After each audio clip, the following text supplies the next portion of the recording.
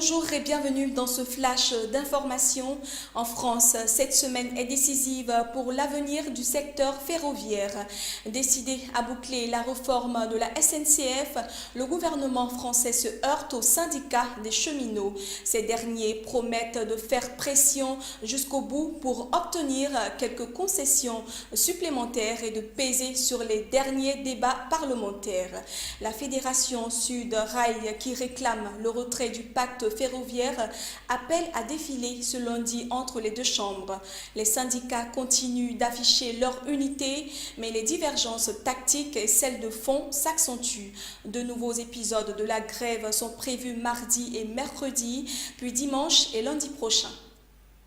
Toujours en France, les agriculteurs poursuivent ce lundi leur mouvement de blocage entamé la veille au soir de plusieurs raffineries et dépôts de carburant pour protester contre la concurrence de l'huile de palme importée sur le marché des biocarburants. Certains sont déjà prêts à prolonger le blocage, comme à Strasbourg, où les agriculteurs ont monté des tentes à l'entrée du dépôt pétrolier du port du Rhin.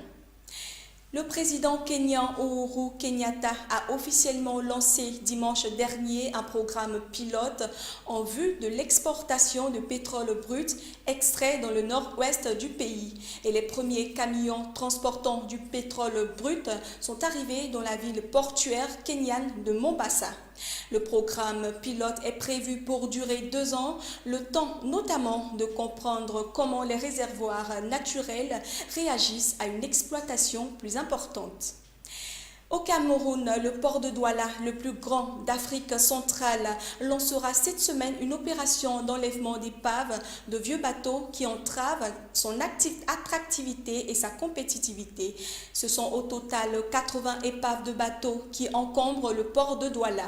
Dans un premier temps, 25 épaves présentées comme les plus dangereuses seront enlevées car elles sont susceptibles de contenir de l'amiante, source de pollution de l'eau. Ce marché de retrait de bateaux abandonné a été concédé à une entreprise italienne, Bonifacio, pour un montant de 4,7 milliards de francs CFA, un peu plus de 7 millions d'euros.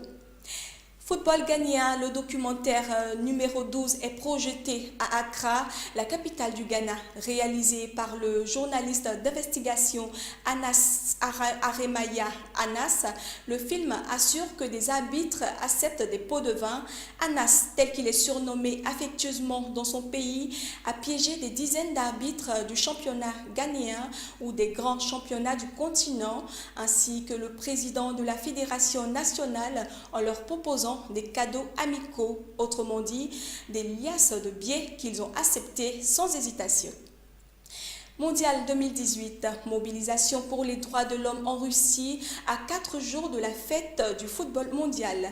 Elles sont plusieurs ONG à dénoncer la situation des droits de l'homme en Russie. À quelques jours du mondial, ces ONG souhaitent attirer l'attention de la communauté internationale sur la situation des prisonniers politiques en Russie, notamment celle de Oleg Sentsov, réalisateur ukrainien qui a débuté il y a 28 jours sa grève de la faim et dont l'état de santé inquiète. Cependant, Vladimir Poutine a laissé entendre que des discussions étaient en cours avec les autorités ukrainiennes en vue d'un échange de prisonniers, car s'il décède, cela pourrait être un gros problème pour le gouvernement et pour la Coupe du Monde. Fin de ce flash d'information, merci de l'avoir suivi et puis restez sur A12 TV, la chaîne d'ici et d'ailleurs.